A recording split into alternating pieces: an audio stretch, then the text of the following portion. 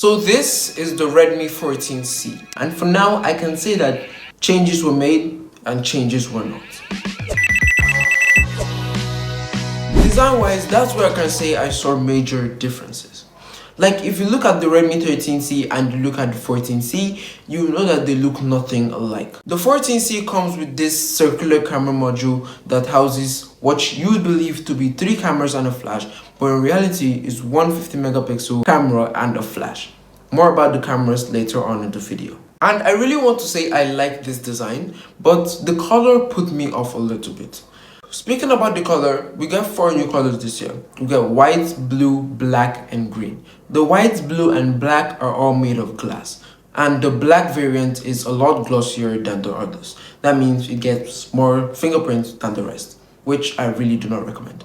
The green, on the other hand, gets less fingerprints and it's probably my favorite. On the side of the phone, we get a fingerprint scanner and a volume rocker. The fingerprint scanner works really well. Then on the bottom of the phone, we get one stereo speaker and a headphone jack. And something we didn't get on the 13C that we get on the 14C is a TPU case, which I really like. I also want to say that this phone doesn't come with an IP rating, so trying water testing on this phone would be a really bad idea. Now overall, I would say that design is decent. It isn't too bad while it isn't too good. For display, we get a 6.88 inch 720p for the resolution and 120Hz for the refresh rate. And right off the bat, we can definitely see the 2 upgrades that Redmi made.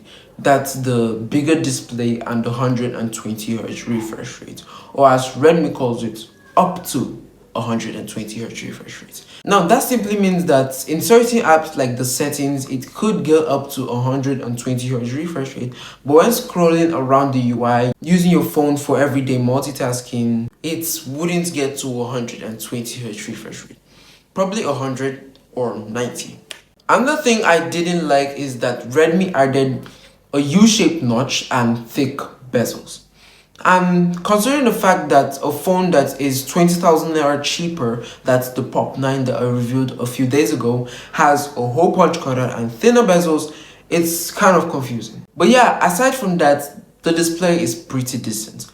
Performance wise, we get the MediaTek Helio G81 Ultra. And if you recall, the Redmi 13C had the MediaTek Helio G85. So does it mean that the Redmi 13C is better than the 14C when it comes to performance? Not quite. Now, even if the 13C's Helio G85 is bigger than the Helio G81, bench scores show that the Helio G81 Ultra is actually slightly better than the MediaTek Helio G85. But I would say that in real everyday usage, multitasking, you wouldn't really notice a difference between the two. And just like the Redmi 13C, the 14C is an everyday casual phone. It's a phone that you can use to do your daily tasks, your everyday multitasking, like maybe browsing the web or watching YouTube videos or streaming movies. It will be good. And you can also do casual gaming on this device, but you would expect the highest of frame rate. And also keep in mind that while using this device, you get some lags here and there. We also get 3 RAM and storage configurations, which is 4 to 6 to 8 gigs of RAM, then 100 to 256 gig of storage. Now, if you want the best performance out of this device, go with 8 gigs, minimum 6 gigs. But yeah, performance is decent. For software, we get Android 14 on top of Xiaomi's HyperOS, which is cool. You get all these cool AI features. But this phone also comes with a decent amount of bloatware, or should I say pre-installed apps. And you can also delete them if you'd want. Now, Redmi didn't give us a specific news on the amount of software update that this phone will come with, but 1 to 2 years would be my guess. Now, 5,000 mAh was the usual or the average for every budget phone that came out last year and a quarter of this year.